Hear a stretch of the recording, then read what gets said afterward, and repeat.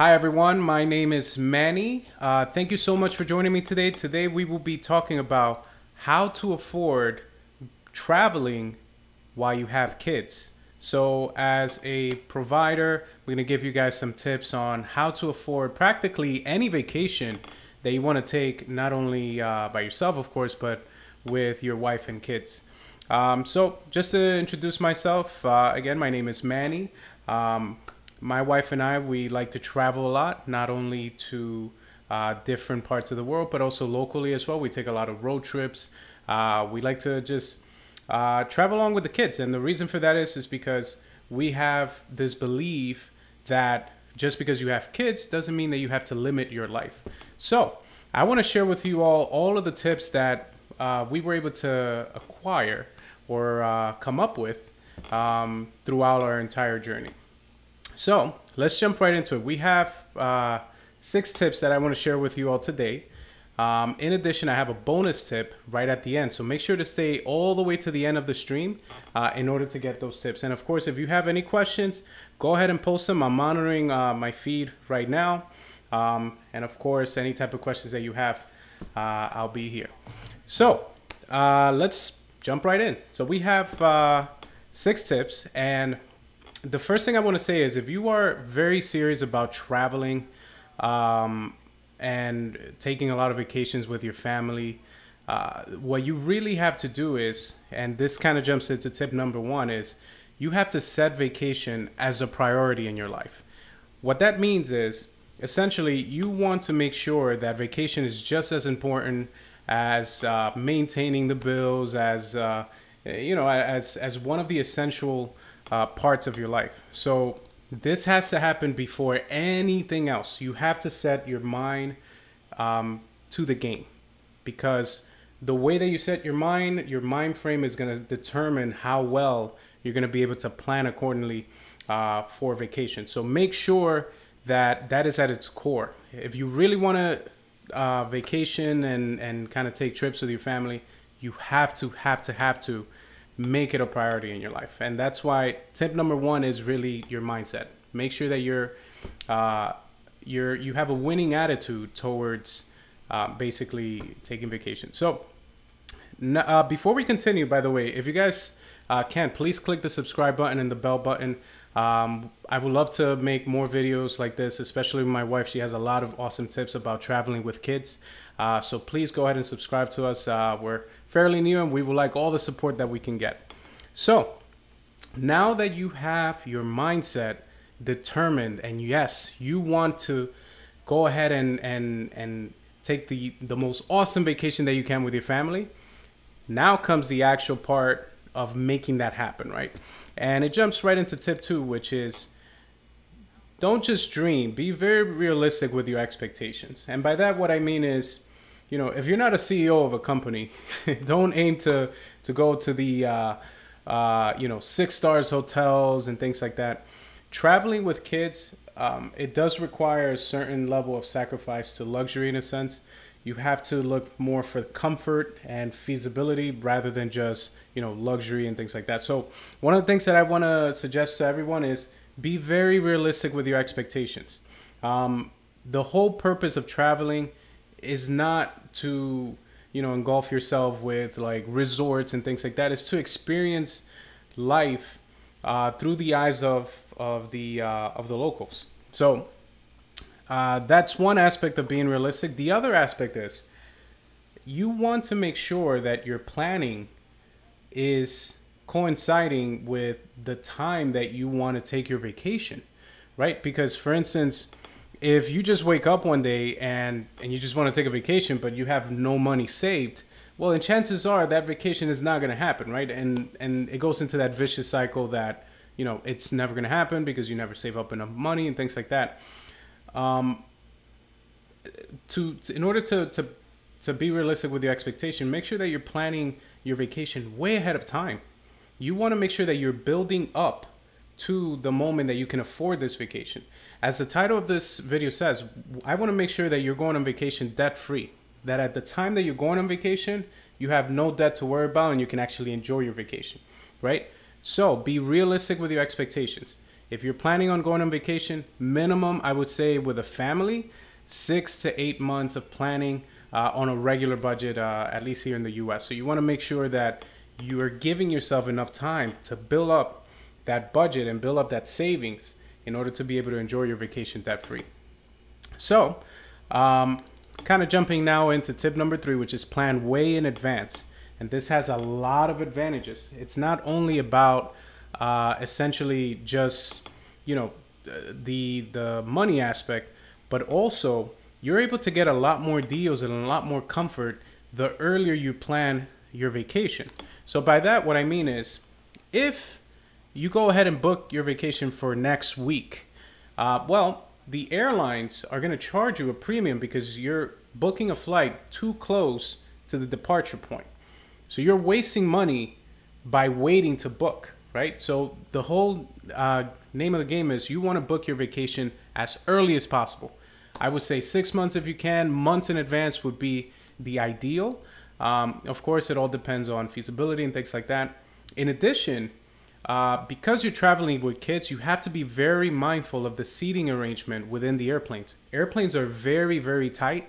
And especially if you're flying not too far, like in a local flight and things like that, you're going to find yourself, if you're booking it too late in advance, you're going to find yourself with undesirable seats. And even worse, you may not be able to sit with your significant other or your kids. So that's why it's very important for you to book your flight early, so that the airline allows you to pick which seat you want to select. And most airlines out there will most definitely allow you to just go into their website, select the seat that you want, and therefore be able to have a comfortable flight. In addition, if you book it early, you're going to be able to have access to more ample seating. Like a lot of times the exit seats are available, which have a lot of legroom space, especially for me that I'm a tall guy.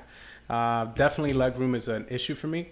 But not only that, more space is definitely more useful when you have kids, right? Because especially if you have younger kids, you're going to need to hold them. You're going to need to sometimes, you know, walk around with them and things like that. The more space, the better. And definitely I recommend booking it early so you can get at least one of the emergency seats, or at least an entire row for yourself. And that is all possible as long as you're booking way in advance. Also with the same tip of booking it way in advance, you're able to structure the affordability, right? And this is key. Most vacations are are beyond our regular budgets, right? If we're just talking about regular, obviously not a millionaire budget. So if you look at, for instance, an average vacation for a family can be anywhere, you know, $3,000, $4,000, even more than that at times. To pay all of that at once, it's hard, right? But if you actually structure it to a way that it's months ahead, you can actually plan it so that you're only paying a small portion on every pay period. And that way you're building up to that moment to be able to afford that vacation and kind of go on your trip debt free. So that's where planning in advance comes into play. It allows you to structure your budget so that you're able to fit in your vacation in a more spread out time and basically be able to actually afford, you know, vacation without necessarily taking a big hit on your income.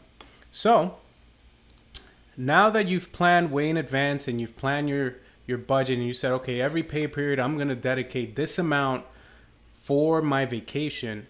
Now tip number 4 comes into play, which is you want to remove yourself from the equation as much as possible. What exactly does that mean? Well, remember, vacation is not a priority in our day-to-day lives, right? And if you're looking at this video, chances are you're looking at ways on how to fit in a vacation budget within your regular life, right? Well, guess what? If it comes to play that you need to pay either for vacation or an important bill, or, you know, even you want to treat yourself and get yourself some nice shoes or shirts or things like that, chances are, because as humans, we look very short term, you're gonna not pay for the vacation and kind of go like, you know, I can go on vacation some other time. Let me go pay for my for whatever I want right now. Well, the problem with that is that you're gonna continue pushing your vacation forward and forward and forward, and you're never gonna take it. So by automating or by removing yourself from the equation, what I mean is do not allow yourself to delegate money for your vacation. What you want to do is, a lot of companies that have direct deposit, for instance, if you work for a company that has direct deposit, you can set up multiple direct deposits. So my suggestion is open up a savings account just for your vacation. And once you open that savings account, completely destroy the card. You don't want access to that money at all. And then the second part to that is go to your employer's direct deposit page or HR or whatever entity is in charge of that. And whatever amount you delegated for your vacation, have them automatically deposit it to that savings account. The reason they want that is because money that is out of sight is out of mind. So your reality is involved on money that is no longer accessible in that sense. And therefore your vacation payment becomes automatic to the point that at the time that it's about to take your vacation, now you have that whole lump sum and you're able to afford everything that you need to afford. So automate the process as much as possible. If your employer does not have direct deposit, fear not. A lot of banks, if not all of them at this point, have automatic transfers where you can program at a certain period of time to have some money allocated from whichever your main account is to a savings account. So I definitely suggest going that route. Automating the process is a big component to be able to afford vacation. It is, especially if you're living in just a sustainable budget, you definitely want to automate it as much as possible because it allows you to be removed from the equation and therefore not being tempted to use that money. So big component, has worked for me wonders for years. So definitely I recommend that tip. And now we set up a budget, and every pay period there's a specific amount automatically being deducted. Tip number 5 is, as you're waiting for your vacation to happen, you want to continue looking for awesome activities to do in your vacation destination. And the reason why I say you should do your research not only early but consistent is because there's a lot of free things to do in many locations of the world. So you want to make sure that you are up to date. And these events, they tend to change by the season. So that's why you want to continue monitoring it, because you're able to reduce a lot of the money that you're going to spend simply by looking for different things to do. There's a lot of great things to do with kids. For instance, you can go to public parks. A lot of museums internationally are free for kids, especially under 12. There's a lot of great activities, a lot of community events that you can attend. All of these things will contribute to your experience positively, and it won't cost you a dime. So you want to make sure that you continue to update yourself with these events. And a lot of these things are available on Google. You can find awesome discounts on websites like Groupon.com, Living Social. So many awesome websites out there nowadays that it's just not okay anymore to pay full price for your experience. There's a lot of great discounts even for tours if you want to invest a little bit more. So make sure that you're doing your due diligence and do it consistently. Remember, these plans are 6 to 8 months to be able to go on vacation. So you want to make sure that you're looking at the data and looking at the research throughout that time to get the best deal. So now that you have all the activities that you're going to do, you have the budget in place, everything is all set and paid for, the most important thing out of all is tip number 6, which is enjoy your vacation. So the great thing about taking this approach of debt-free vacation with your kids, it does take a little bit longer to go on vacation, but it allows you to not have any type of, or basically have a peace of mind when you go on a vacation. So make sure that you're enjoying that. You know, go ahead and enjoy the effort that you've invested on for the last 6 to 8 months, because you absolutely deserve it. You worked your behind off to be able to pay for that vacation, and that's super important.